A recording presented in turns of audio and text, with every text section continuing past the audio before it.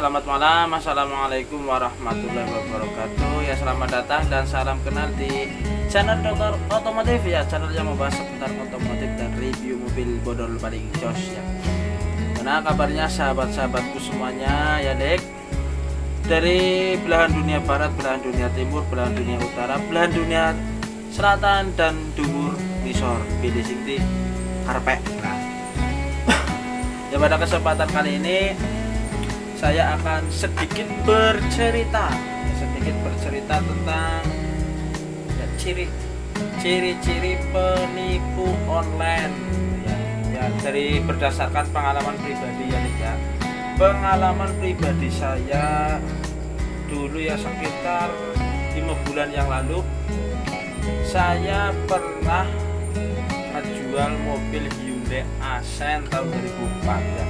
Oh ya, ini kategori penipu nanti ya, ada yang nipu online ya, suruh transfer, dan nipu langsung tatap muka dengan kita, langsung ketemu dengan kita begitu. Saya membahasnya ini 2 jenis penipu ya. Yang pertama penipu online ini ya, kemarin hampir kejadian lagi ya, teman saya itu hampir kena tipu ya. Kalau dulu juga saya hampir, kalau yang terutama itu yang ketipu itu yang mau beli nanti urusannya ruwet sama penjualnya begitu. Kalau dulu saya pas ngejual Hyundai Accent tahun 2004 ya, dulu belum direview, makanya setelah itu saya ketika posting mobil saya di bawahnya lah, di sampingnya saya memberikan link video itu video tentang saya sedang review mobil. Kalau dulu kan saya cuma posting belum, saya pas itu belum punya YouTube. Ini kan baru berapa bulan lah dengan YouTube ya, baru beberapa bulan, makanya masih tergolong subscribernya masih sedikit, makanya di subscribe ya, Lik ya, di subscribe biar tambah semangat ketika membuat konten ya, dan semoga berkah, jelas gratis ya, subscribe itu gratis. Kembali ke pokok utama, penipu online. Pas itu saya posting Hyundai Accent tahun 2004, yang beli itu orang Bumiayu ya, dia kan inbox saya kan posting harganya 20 juta kalau nggak salah ya, 20 juta apa 21 juta lah ya, itu saya posting. Nah, ada seorang lah penipu itu ya, dia mengambil foto mobil saya yang di postingan, mengambil foto di postingan saya, diambil beberapa dari foto itu foto eksterior, interior, sama foto semuanya lah dia mengambil ya. Kemudian si orang tersebut dia inbox saya minta foto STNK dan BPKB. Kan itu Hyundai Accent-nya itu pajak mati dan masih atas nama PT. Nah, dia bertanya sama saya, sang penipu pertama WA saya, Mas, coba kirimi foto STNK, apa benar masih nama PT, pajaknya mati berapa tahun. Saya kan udah bilang ini matinya lama, mati 4 tahun, masih atas nama PT. Lah, dia alasannya minta foto BPKB sama STNK buat tanya ini, pertama buat bertanya pada Samsat ya, atau biro jasa, kira-kira itu habisnya berapa. Itu hati-hati kalau seperti itu, biasanya itu penipu ya, tidak semuanya, tapi dia buat jaga-jaga. Dia pura-pura meminta foto STNK sama BPKB buat tanya habisnya berapa ketika nanti misalkan dimutasi atau dibalik nama ataupun pajaknya dihidupin gitu. Kemudian saya memberikan kan foto BPKB sama STNK. Kemudian dia, ya Om nanti tak kabarin lagi, saya tak bilang dulu sama keluarga, dia bilang seperti itu. Selang beberapa hari selanjutnya ya, itu ada orang WA saya, inbox. Pertama belum WA, dia itu inbox saya pakai Messenger, Mas, ini sebenarnya mobil punya siapa, gitu inbox saya kan. Lah kok kenapa ini ya punya saya, ini punya saya pribadi, Hyundai Accent tahun 2004, saya bilang seperti itu. Terus itu pembelinya tanya, itu harga berapa Mas? Saya bilang 20 juta nego, gitu kan. Saya bilang 20 juta nego. Lah dia kemudian ngirim screenshot kepada saya, Mas, lah ini mobil kok sama saya juga mintanya 15 nego, kok sama jenengan 20 nego, mahal banget gitu. Dan itu saya tanyakan, lah itu siapa yang nawarin 15 juta nego, itu siapa? Terus si pembeli itu ngirimkan screenshot, itu sedang berlangsung. Orang tersebut, pembelinya itu sedang WA-an sama orang yang nawarin 15 juta. Lah orang yang menawarkan 15 juta itu orang yang pertama kali minta itu foto BPKB sama STNK, katakanlah itu penipunya lah. Sedang WA-an sama yang mau beli mobil, sama dia 15, sama jenengan 20, jenengan minta untung banyak banget. Dia bilang seperti itu pada saya. Terus saya jawab, coba Om, si orang tersebut di WA diajak video call. Kalau nggak diajak video call, suruh ngerekam mobilnya sekarang, gitu kan. Saya bilang seperti itu, coba direkam videonya, mobilnya di video sekarang, kalau nggak diajak video call. Tak suruh WA seperti itu. Terus orangnya WA, alasannya katanya lagi keluar kota, itu ya, lagi keluar kota lah. Kemudian orang tersebut tak mintain nomor WA-nya yang mau beli, tak mintain nomor WA-nya, kemudian tak ajak video call. Dah ini Om, mobilnya ini Hyundai-nya saya yang punya. Saya seperti itu kan, ini Hyundai-nya, ini saya yang punya, ini mobilnya dan ini suratnya. Nah, saya seperti itu kan.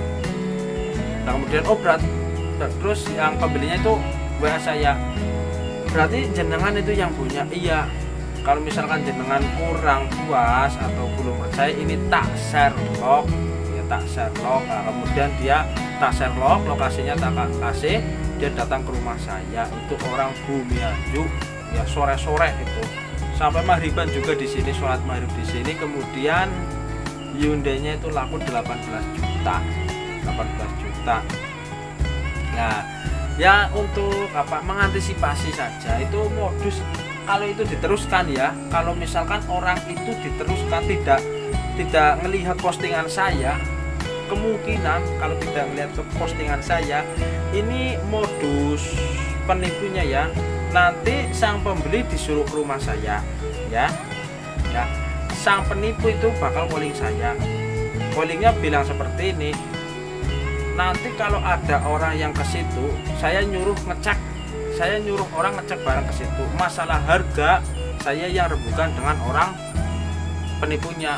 Misalkan saya bilang 20 juta atau 21 juta, dia mungkin bilang sama saya berani membayar 25 juta Mas, begitu. Sang penipu sama saya, kemungkinan kalau diteruskan gitu loh ya. Terus kemudian ketika saya mengiyakan, iya oke, kalau gitu nanti ini sama saya rembukan sama jenengan 25 juta ya, oke, deal misalkan ya.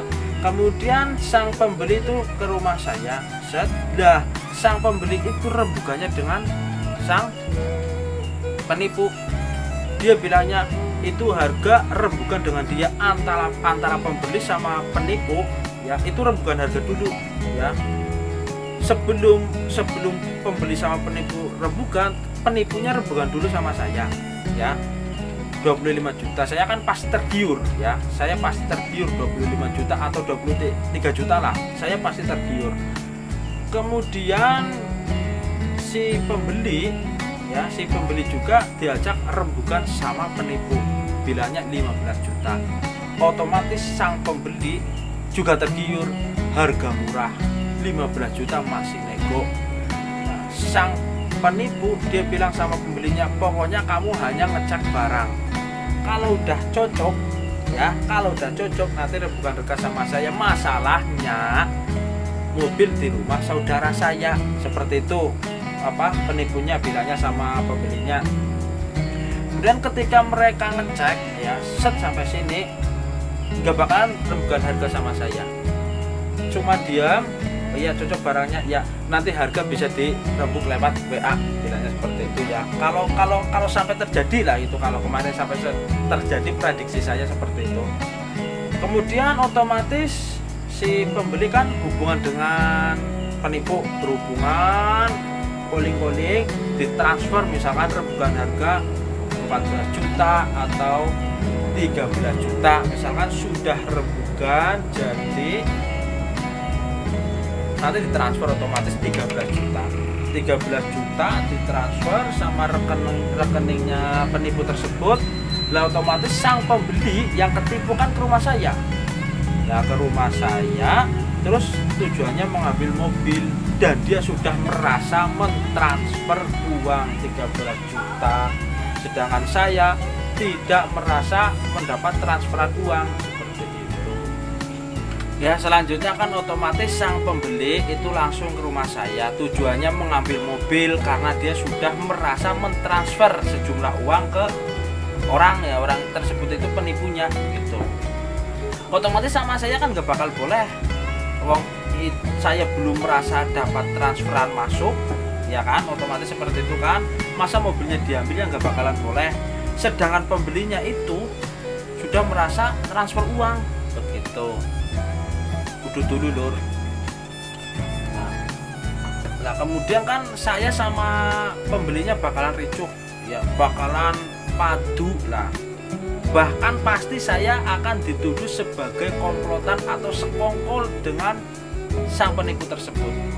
Kong kali kong istilahnya ya, kong kali kong. Masalahnya si pembeli sudah merasa transfer dan dia juga sudah ngecek barang ya. Lah terus diimbui lagi pada saat ngecek barang ya, sebelum ngecek barang itu penipu bakalan WA saya, bos besok ada yang ada yang bakal ngecek barang, nanti masalah harga rebukan dengan saya saja, biar besok orangnya cuma ngecek, yaitu kalau si penipunya WA saya seperti itu. Terus WA sang pembeli, bos ngesuk dicek barangnya ya, dicek saja barangnya, kalau cocok besok harga rembukan sama dia, seperti itu ya. Dan otomatis kan saya tanya, mas apa jenengan sing kancane kiye sing WA-an, apa jenengan temannya dia yang WA sama saya, dia pasti jawab iya. Terus sang pembeli pun pasti tanya sama saya, mas saya disuruh ngecek barang sama si A. Oh si A itu ya, oh iya monggo, saya pasti jawabnya seperti itu ya. Ingat itu ya, ini buat wacana lah, wacana kita buat lebih hati-hati. Pokoknya jangan sampai tergiur dengan harga mobil di bawah standar, pokoknya ya, regane murah ya. Pokoknya harga nggak warupa, mending larang sedikit ora apa-apa, lebih mahal sedikit nggak masalah, yang penting aman gitu ya. Baik, masalahnya banyak postingan yang palsu, yang ngawur seperti itu, banyak ya, tujuannya untuk menipu. Untung dulu sang pembelinya itu melihat postingan saya, kemudian inbox saya seperti itu. Kalau enggak mungkin bakalan jadi seperti hal tersebut lah ya. Untuk lebih hati-hati lah ya, pokoknya untuk jangan sampai tergiur dengan harga murah di bawah standar gitu. Kemudian penipu yang kedua, semi rampok ya. Ini istilahnya semi rampok, setengah rampok seperti itu. Ketika kita menjual mobil atau motor lah ya, kendaraan kita jual, ada orang datang set berdua, misalkan ada orang berdua, si A sama si B naik motor, misalkan ketika jual motor atau naik mobil lah. Ketika ngejual mobil ini pernah kejadian dengan saya ya saya curiga saya curiga bahwa itu bakalan tujuannya mau membawa kabur mobil, tapi nggak jadi gitu. Itu kan pengen ngecek mobil ya, cek, katanya pengen ngecek mobil, datang berdua orangnya, naik mobil Innova,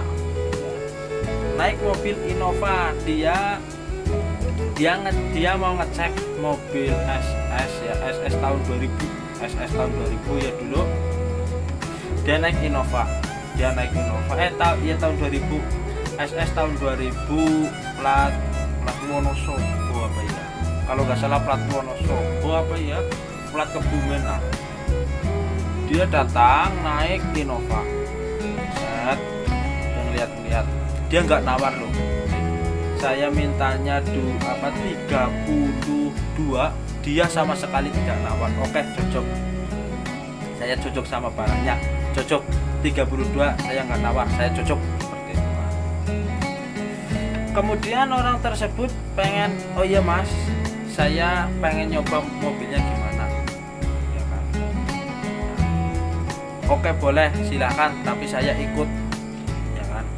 Dia terus bilang, loh ini mobil saya juga tak tinggal mas, ini mobilnya tak tinggal ya. Biar saya yang ngecek sama nyoba sama temennya. Dia bilangnya seperti itu. Saya nyobanya dengan teman saya saja itu ya, yang mau nipu, kemungkinan ini masih kemungkinan, tapi ya buat hati-hatilah ya. Dia mau, mereka berdua mau ngeceknya itu cek drift lah, dengan dia memberikan jaminan ninggalin mobil Innova, tapi saya nggak mau, saya tetap harus ikut. Nah ini berdua nanti sesek nggak apa-apa, lebih baik itu temennya satu turun gitu kan. Kalau nggak bertiga berarti temennya satu turun, biar kita berdua saja ya. Biar tidak ada dusta di antara kita ya, berdua ya. Kemudian kita ngecek bertiga, set, naik, muter, oh ya oke, balik lagi kan. Dia ngerasa katanya cocok, oke, rembukannya 32 juta. Nah kemudian dia bilang mau transfer, masalahnya tidak membawa uang cash ya kan. Dia bilang mau transfer, tidak bawa uang cash. Setelah itu dia ke bank, katanya ATM-nya error ya, ATM-nya error. Dia bilang ATM-nya error.